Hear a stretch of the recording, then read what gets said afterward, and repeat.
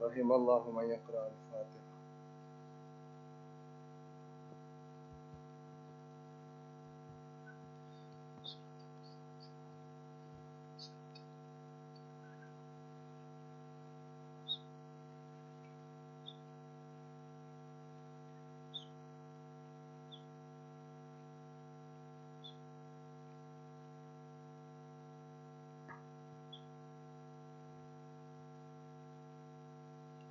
أعوذ بالله من الشيطان اللعين الرجيم.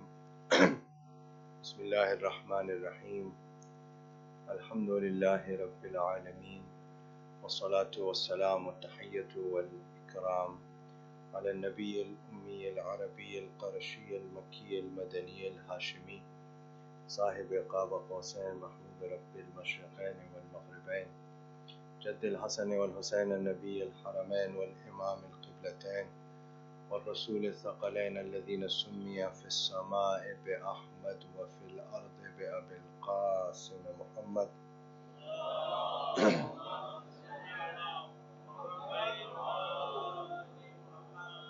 وعلى أهل بيته الطيبين الطاهرين المعصومين المظلومين المنتخبين المنتجبين، لا سيما بقية الله في الأرضين روحي وأرواح العالمين للتراب مقتمه الفداء، واللعنة الدائمة الباقية على أعدائهم ومنكر فضائلهم وغاصب حقوقهم أجمعين.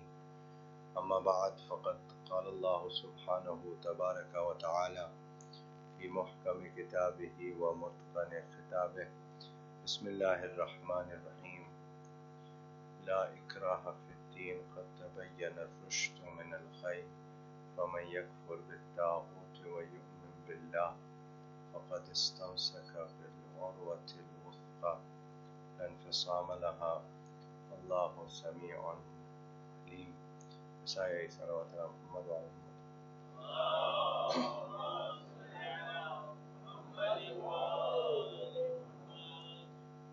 In honor of Imam Hasan alayhi salam, say another salawat Muhammad wa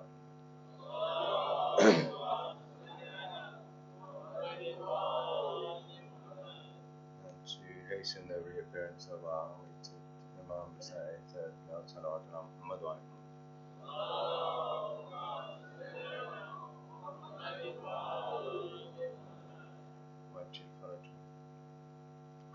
We've gathered this evening to commemorate Shahadat of Imam Hasan alayhi salatu salam,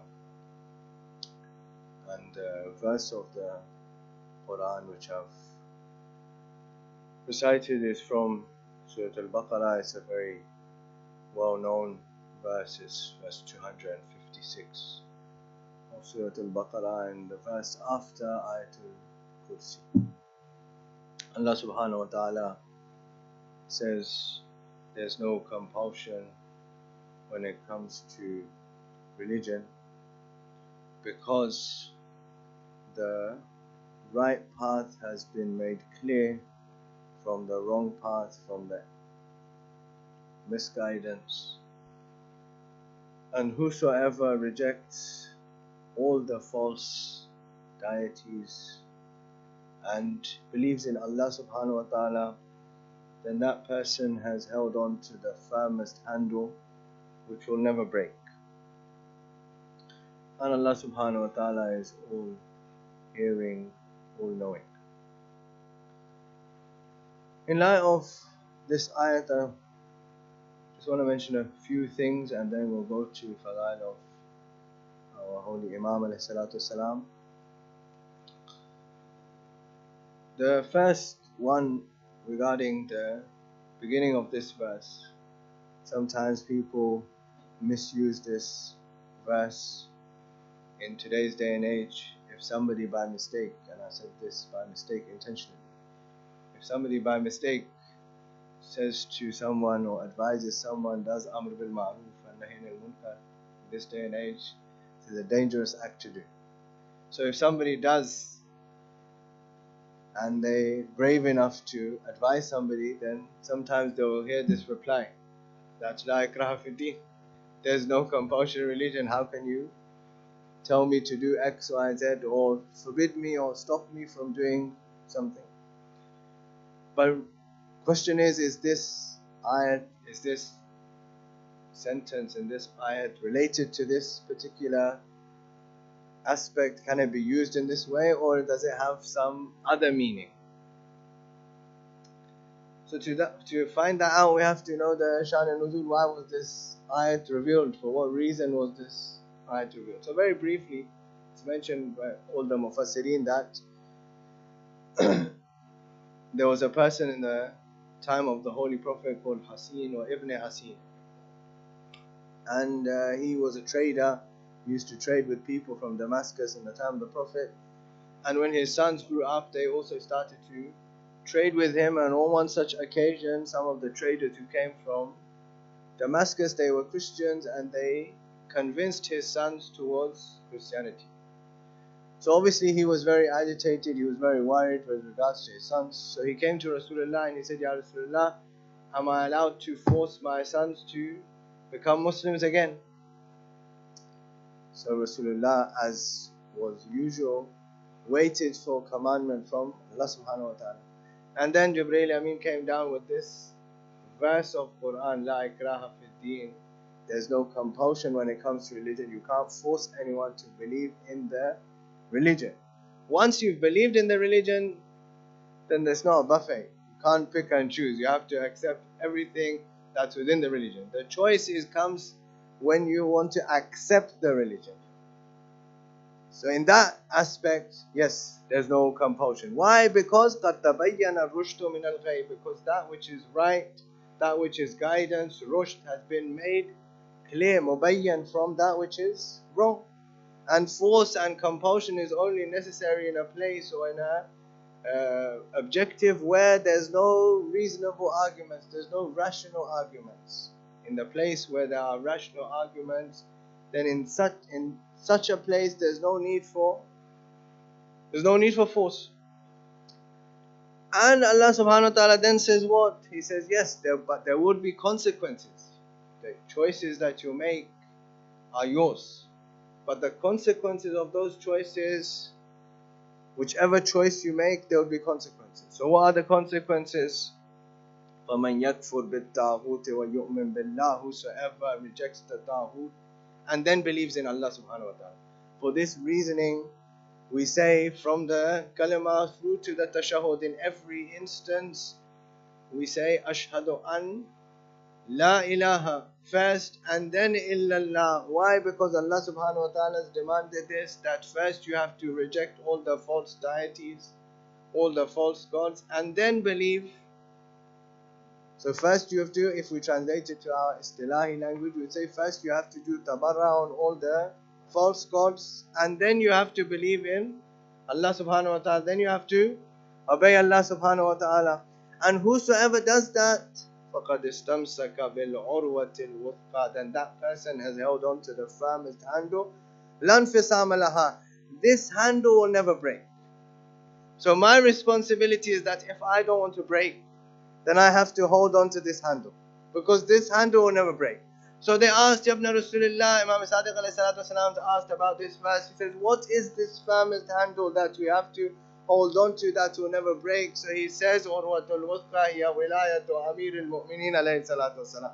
Salawat ala Muhammad wa ala Muhammad.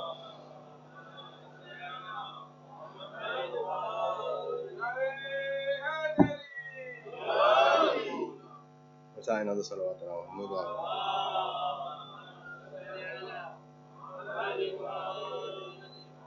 And today, this majlis, we remembering the successor of Imam Amirul Mu'minin. In reality, Madhloom, Imam Hasan al-Mujtaba alayhi salam, Madhloom. But the way, how do we recognize the person who's the Imam, who's this Urwatul Wuthqa, just as Imam Amirul Mu'minin is Urwatul Wuthqa, then all the Aimma alayhi salam after them are also this famous handle that if you hold on to them, it will never break. So how do we recognize, how do we know that person who's the Imam?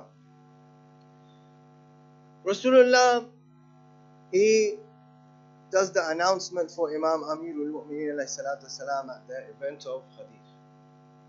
so that people know that after Rasulullah, Imam Amirul Mu'mineen alayhi salatu wasalam will be there. Whether people believe or not is not a separate matter. Responsibility of Rasulullah is to announce and make people know. Similarly, Imam Amirul Mu'mineen alayhi salam also has a responsibility for people to know who's his successor. So what does he do? That's what I want to mention briefly. And inshallah ta'ala, a few fadail from Imam alayhi salam, and then a few practical lessons. Inshallah ta'ala, I know I've already come late, but we have to finish on time. Recite salawat ala Muhammad wa ala Muhammad. That's what happens when you change 3 different cities in one day, but what can you do? Recite another salawat ala Muhammad wa ala Muhammad wa ala Muhammad wa ajil. So what happens after Rasulullah passes away?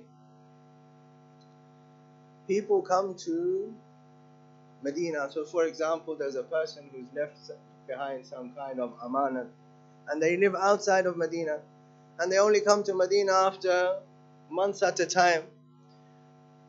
So there's people, they've left amanat, or the Rasulullah has told them this is going to happen to you, or I will give you this, or I will fulfill this promise of yours. And when after a few months they come back, they find out that Rasulullah has passed away. So now what do? So now this one individual comes to Medina, and he lives in a place outside of Medina, and he comes and he finds that Rasulullah has passed away. Of course, remember we're talking about a time where people are living without instant communication. There's no WhatsApp messages to tell people that Rasulullah has passed away. If you live outside of Medina, you'll find out weeks after the fact that Rasulullah has passed away. So he comes to Medina and he finds out that Rasulullah has passed away and somebody else is in his place. And you know who it is, so I don't have to mention that. So he comes to this person and he says that Rasulullah promised me that if I convert 80 tribes in my area, then he's going to give me 80 red camels. Each of them are going to be laden with wealth, with pearls and so on and so forth. So this person says, look, Rasulullah didn't leave anything behind. Rasulullah didn't leave anything behind. In brackets, whatever he left behind, we've taken it for ourselves. The state of Fadak is now in our control. So we're going to use it for ourselves. We're not going to give it to anyone else. So Rasulullah didn't leave anything behind. So how am I going to give you 80 red camels? For reference, red camels are very rare.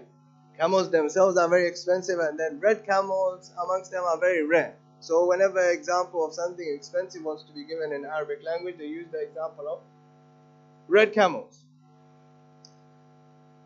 So he says, look, there's nothing left. There's nothing from which I can give you anything towards fulfilling this promise. This person says, this is the promise of Rasulullah. This is the promise of Rasulullah. It has to be fulfilled. So Hazrat Salman is there in the gathering. He says, I'll take you to the place where this can be fulfilled. Recite salawat ala Muhammad wa ala Muhammad.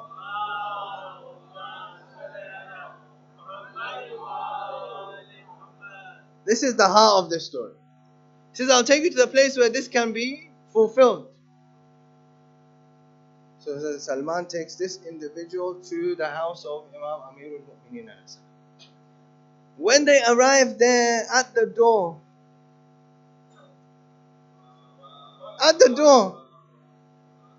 Imam alayhi salam's inside, and Salman and this individual are outside. And from behind the door, Imam alayhi salam says, Assalamu alayka ya Abbas. This person is very surprised that I've never met this individual. And he's greeting me from behind the door with my name. We only believe in him as the Imam who recognizes me from even behind the wall.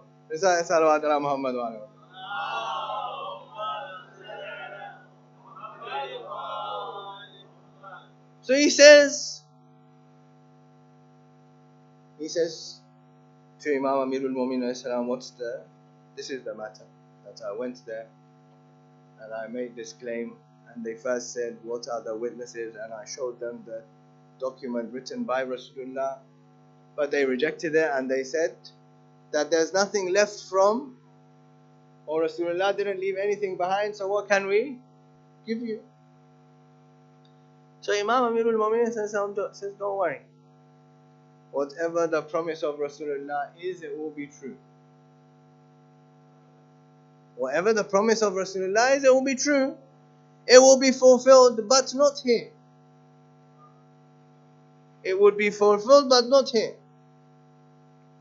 So he says, then what? He says, tomorrow you have to come at Mount Uhud. Tomorrow you're going to come at Mount Uhud. And at Mount Uhud you'll get your promise fulfilled. So now, imagine that Imam Amirul Mu'minin has said to this person that your promise is going to be fulfilled at Mount Uhud tomorrow. So, everybody in Medina is now curious. They want to know what's going to happen at Mount Uhud tomorrow. They want to see what's going to happen at Mount Uhud tomorrow. So they all come and they gather at Mount Uhud the next day. Rasulullah gathered the people at Ghadir for the announcement of Imam Amirul Mu'minin's wilayat. Imam Amirul Mu'minin has gathered the people at Uhud for the announcement of Imam Hasan al-Mujtaba's imamat. Recite salawat ala Muhammad wa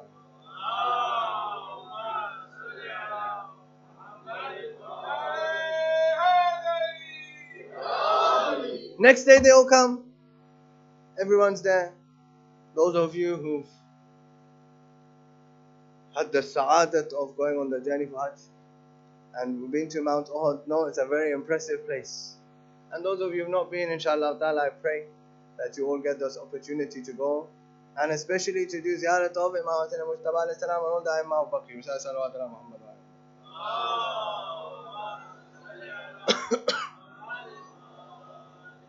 So now they all gathered at Mount Uhud and they're waiting what's going to happen. So Imam Amirul Mu'minin alayhi salatu wasalam comes to Mount Uhud. This person has also come to Mount Uhud. All of Medina has gathered at Mount Uhud, waiting to see what's going to happen. Imam Amirul Mu'minin alayhi salatu wasalam at Mount Uhud removes a stone. Behind that stone it says, La ilaha illallah Muhammadur Rasulullah aliyun waliyullah. Then he says to Hasan al-Mujtaba alayhi salam that I want you to move this stone. Then he moves the stone. Then Imam Hasan al-Mujtaba alayhi salam puts his hand inside the mountain. And he pulls out a rope. And he hands this rope to Abu Samsam and he tells him, pull the rope. So he pulls the rope. Now the promise from Rasulullah was what? The promise from Rasulullah was that if you convert 80 tribes to Islam, there will be 80 red camels full of jewels on them. So now one camel comes out, then another one comes out, then another one comes out, until 80 come out.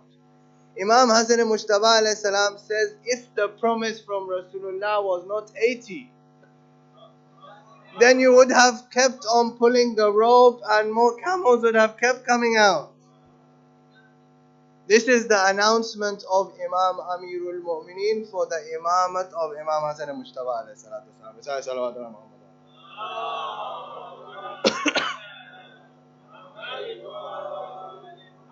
Recite one more salawat ala Muhammad.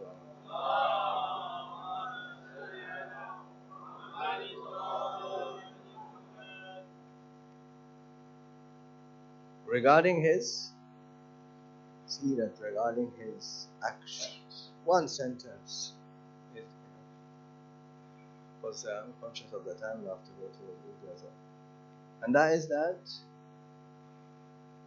Imam Zainul Abidin alayhi salam.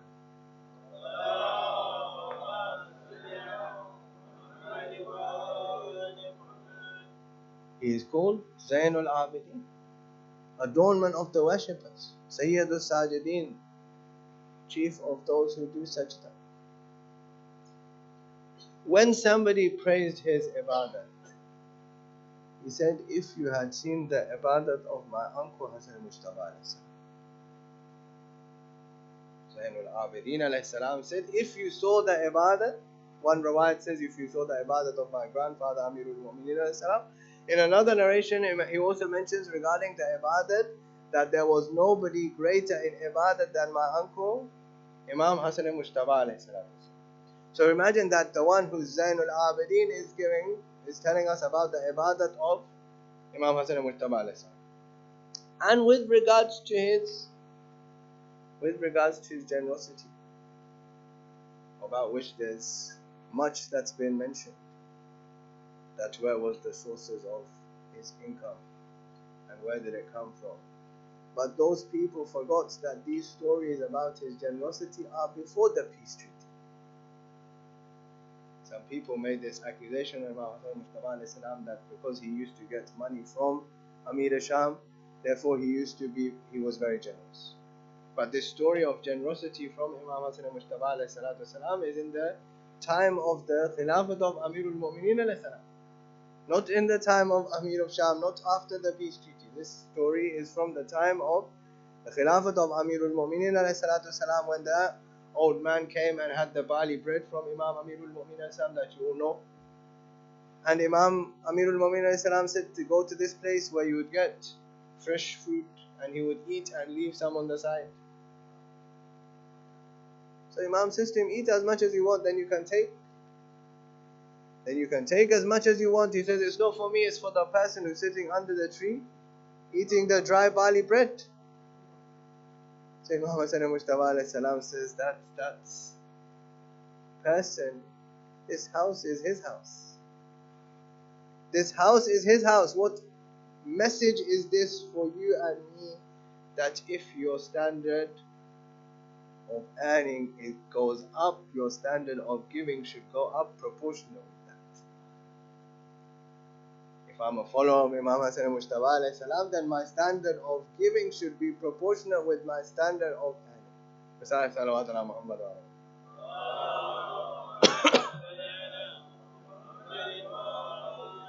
ایک بار اور صلوات پڑھیں.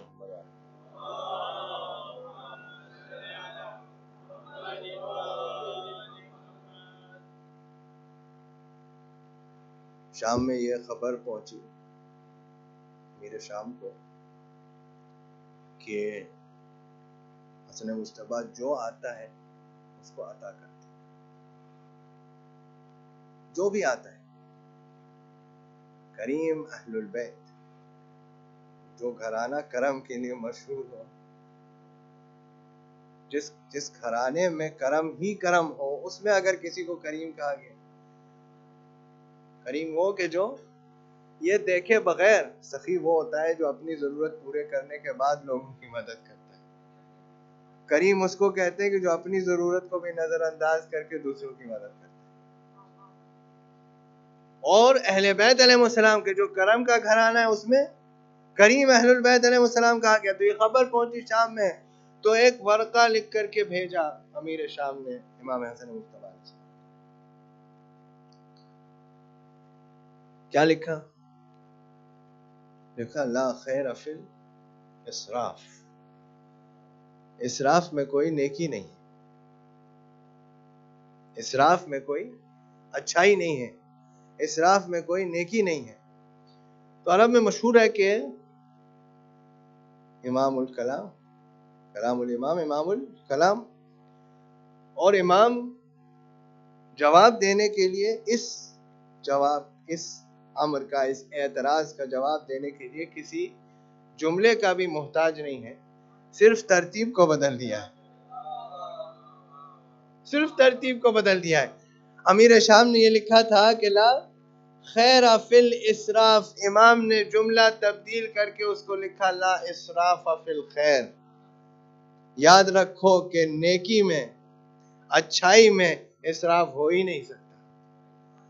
اس کا کیا مطلب ہے؟ اس کا یہ مطلب ہے کہ جب ہمارا امام یہ کہہ رہا ہے کہ نیکی میں، خیر میں اسراف ہو ہی نہیں سکتا، تو کبھی کوئی غرور نہ کرے، کوئی گھمنڈ نہ کرے، کوئی تکبر نہ کرے کہ میں نے بہت نیکی کر لی ہے. نیکی میں اسراف ہو ہی نہیں سکتا، نیکی میں زیادتی اسراف ہو ہی نہیں سکتا، جتنی بھی کرو گے کم ہی ہوگی. صلوات پڑھیں محمد آلہ.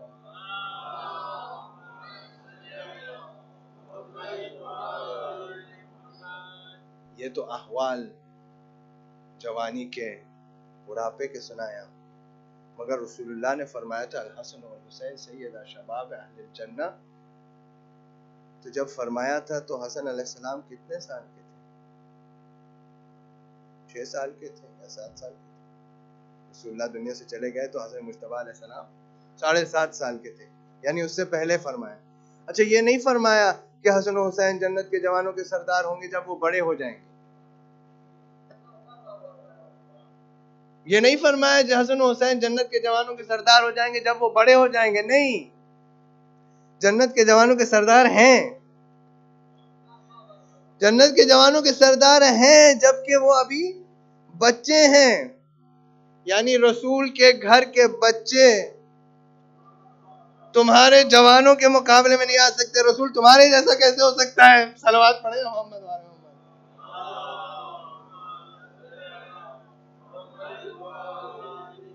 رسول کے گھر کے بچے، یہ حدیث متفق علیہ ہے، کسی پہ کوئی اختلاف نہیں ہے. اور اس کی دلیل کیا ہے؟ اس کی دلیل یہ ہے کہ ایک مرتبہ رسول اللہ صحابہ کرام کے ساتھ بیٹھے ہوئے تھے اور صحابہ کرام نے دیکھا کہ ایک بزرگ ہے اور رسول اللہ کھڑے ہو کر ان کو گلے سے لگایا اور کچھ باتیں کی، اور باتیں کرنے کے بعد انہیں امام حسن مجتبیٰ علیہ السلام کی طرف. جب وہ وہاں سے آئے، امام حسن مجتبیٰ علیہ السلام سے کلام کرنے کے بعد آئے تو دوبارہ رسول اللہ کے پاس آئے. دوبارہ رسول اللہ کھڑے ہوئے، ان کو گلے سے لگایا، پوچھا کہ کیا تمہارے سارے سوالوں کے جواب ہو گئے؟ کہا ہو گئے، اور چلے گئے. تو صحابہ کرام پوچھنے لگے یا رسول اللہ ان بزرگوار کو ہم نے کبھی پہلے نہیں دیکھا، یہ کون تھے؟ ان بزرگوار کو ہم نے کبھی پہلے نہیں دیکھا، یہ کون تھے؟ تو رسول اللہ نے فرمایا یہ میرے بھائی خضر تھے، یہ میرے بھائی خضر تھے، اور یہ وقتاً فوقتاً مجھ سے اپنے سوالات کے حل لینے آتے رہتے ہیں. میں چونکہ تمہارے ساتھ مصروف تھا، میں نے انہیں حسن مجتبیٰ کے پاس بھیج دیا.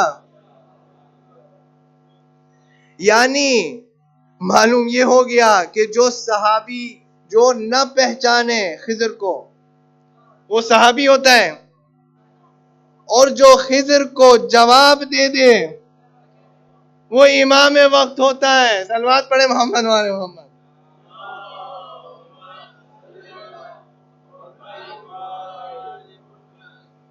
وہ امام ہوتا ہے چاہے بچپنے ہی میں کیوں نہ، چاہے سن 6 سال کا ہی کیوں نہ ہو.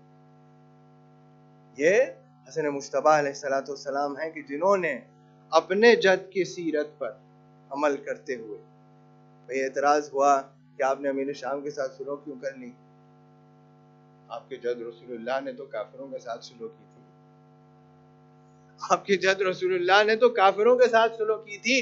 صلحوں کا مطلب یہ ہے کہ جنگ کو موقوف کیا گیا ہے تب صلح ہوئی ہے، دوستوں کے ساتھ صلح نہیں ہوتی،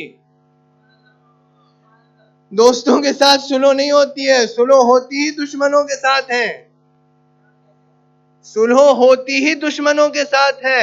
اس میں سے صرف ایک نقطہ سنا رہا ہوں آپ کو. عزیزان محترم، صلح کی پہلی شرط کہ جس کے اوپر کوئی اختلاف نہیں ہے، ویسے تو تمام شرائط ہیں اور مختلف کتابوں میں مختلف شرائط لکھی ہوئی ہیں، مگر ایک شرط جو پہلی ہے کہ جس پہ کوئی اختلاف نہیں، وہ کیا ہے؟ وہ یہ ہے کہ امیر شام قرآن اور سنت پہ عمل کرے. امیر شام قرآن اور سنت پہ عمل کرے. عزیزان محترم، منطق میں قبلہ بیٹھے ہیں، ان سے بعد میں تائید کرا لیجیے گا. منطق میں ایک منطوق ہوتا ہے اور ایک مفہوم ہوتا ہے. منطوق تو یہ ہوتا ہے کہ یہ شرط لکھی ہوئی ہے کہ قرآن اور سنت پہ عمل ہوگا، لیکن اس کا کچھ مفہوم بھی ہوتا ہے. مثال دے دوں تو بات واضح ہو جائے. اگر یہ کہا جائے کہ سورج نکلا ہوا ہے تو یہ کہنے کی ضرورت نہیں ہے کہ دن ہے. سورج نکلا ہوا کا مفہوم یہ ہے کہ دن ہے، یا اگر یہ کہا جائے کہ دن کا وقت ہے تو اس کا مفہوم یہ ہے کہ سورج ظاہر ہے، نکلا ہوا ہے، روشن ہے. یعنی دونوں باتیں کہنے کی ضرورت نہیں ہوں گی، ایک بات کہی جائے گی تو دوسرے کا مفہوم واضح ہو جائے گا. اگر یہ صلحوں میں لکھ دیا گیا کہ قرآن و سنت پہ عمل ہوگا، اس کا مطلب ہے ابھی تک نہیں ہو رہا تھا. اس کا مطلب ہے ابھی تک نہیں ہو رہا تھا. عزیزان محترم، میں بہت بڑا جملہ آپ کو ہدیہ کر رہا ہوں آج کی مختصر بحث میں. وہ یہ ہے کہ ہم اور آپ قیامت تک کبھی امیر شام کے جرائم ثابت نہیں کر سکتے تھے اگر حسن مجتبیٰ صلح نامے میں لکھوا کر اس سے دستخط کروا کے کنفرم نہ کروا گئے ہوتے. یہ سب سے بڑا احسان ہے حسن مجتبیٰ کا امت کے اوپر. ایک صلوات پڑھیں محمد و آل محمد پر.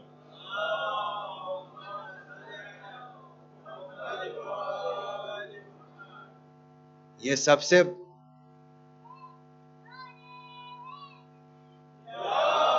اس بچے کے صحت و سلامتی کے لیے ایک بار بلند تر صلوات پڑھیں محمد.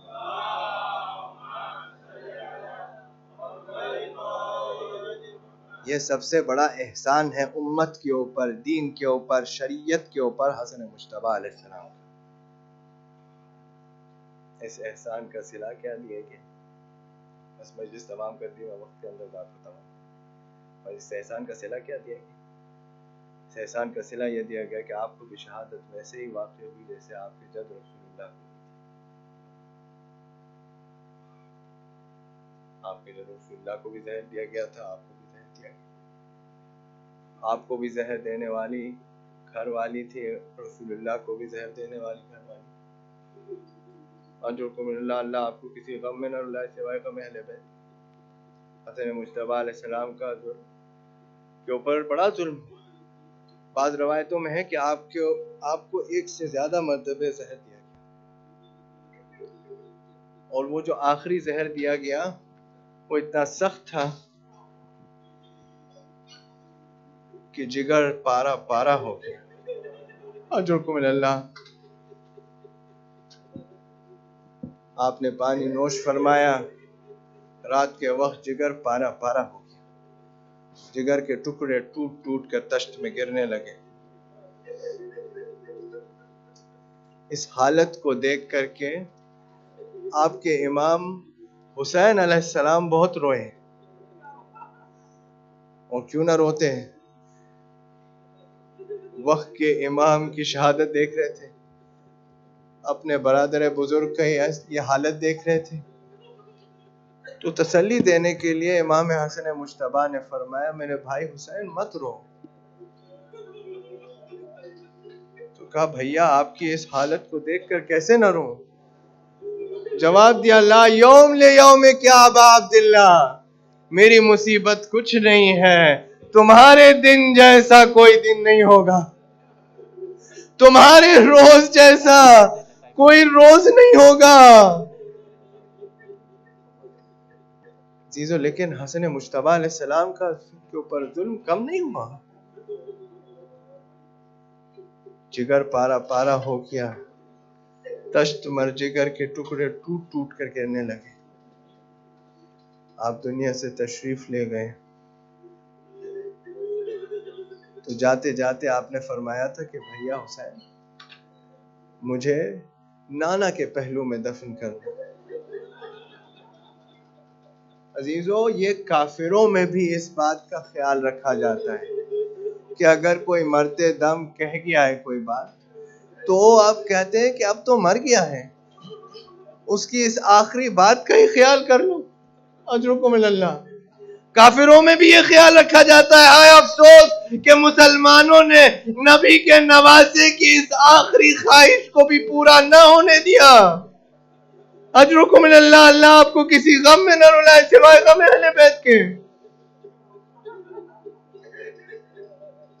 ہائے افسوس کہ جب جنازہ تیار ہو گیا، کفن پہنا دیا گیا، تابوت اٹھا، گھر سے نکلا اور روضہ رسول کی طرف جانے لگا تو وہاں بنی امیہ کے کچھ افراد نبی کی ایک زوجہ کے ساتھ کھڑے ہوئے شور مچا رہے تھے کہ ہم حسن مجتبی کو یہاں دفن نہ ہونے دیں گے. امام حسین علیہ السلام نے آیت تلاوت فرمائی یا ایھا الذین آمنوا لا ترفعوا اصواتکم فوق صوت النبی. کیا سمجھتے ہو رسول قبر میں زندہ نہیں ہے؟ اجرکم من اللہ، اللہ آپ کو کسی غم میں نہ رلائے سوائے غم اہل بیت کے. کہا اپنی آوازوں کو نبی کی آواز سے نیچے رکھو. نبی کے قبر پر شور مچاتے ہو. کہا اس میں سے ایک بدبخت نے کہا کہ یہ کیسے ہو سکتا ہے کہ فلاں کو تو مدینے سے باہر دفن کر دیا جائے اور حسن کو نبی کے پہلو میں دفن کرنے دیں، ہم ایسا نہیں ہونے دیں گے. حسن مجتبی نے یہ بھی کہا تھا کہ بھائی مجھے نانا کے پہلو میں ضرور دفن کرنا، لیکن اگر جنگ کا خطرہ ہو تو پھر ماں کے پہلو میں دفن کر دینا، جنگ نہیں کرنا. حسین نے جنازے کو موڑ دیا. حسین نے جنازے کو موڑ دیا. ابو الفضل عباس تیار تھے، محمد حنفیہ تیار تھے، مسلم ابن عقیل تیار تھے. کہا میں نے تمہیں کربلا کے لیے بچا کے رکھا ہے. اجرکم من اللہ، میں نے تمہیں کربلا کے لیے بچا کے رکھا ہے. میرے بھائی نے کہا تھا کہ جنازے پہ جنگ نہیں ہونی چاہیے. جنازے کو رخ کو موڑ دیا. رخ موڑنا دشمنوں کے لیے کافی نہ تھا. تیر کمانوں میں رکھے گئے، سنسناتے ہوئے تیر، 70 تیروں تک روایت ہے. حسن مجتبی کا کفن سرخ ہو گیا خون سے. آپ نے کبھی سنا ہے کہ جنازہ گھر سے اٹھ گیا ہو اس کے بعد دوبارہ گھر میں آیا ہو؟ یہ مظلومیت صرف حسن مجتبی علیہ السلام کی ہے کہ 70 تیر جنازے پہ کھانے کے بعد دوبارہ جنازہ لایا گیا، کفن تبدیل کیا گیا، بقی میں جا کے میرے مولا حسین نے دفن کر دیا. ہاتھ جوڑ کے یہی کہوں گا. عزیزو ایک جملہ سنیں گے، علامہ عرفان حیدر آپ بھی کہتے تھے کہ حسن کے جنازے میں اور حسین کے جنازے میں بس اتنا سا فرق ہے، اگر یہ بات محسوس کر لو تو بہت گریا کرو گے. کہتے تھے کہ حسن کے جنازے پر تیر لگے تھے، حسین کا جنازہ تیروں پر بلند تھا. اجرکم من اللہ، اللہ آپ کو کسی غم میں نہ رلائے سوائے غم اہل بیت کے. بس ہاتھ جوڑ کے یہی کہوں گا کہ آپ کو بقی میں دفن کر دیا گیا تو آپ کے اہل حرم تو محفوظ رہے تھے.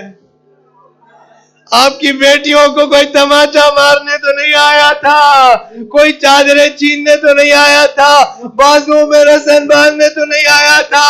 ارے یہی سفر کا مہینہ ہے جب حسین کے اہل حرم کو شام کے بازار میں لایا جائے گا.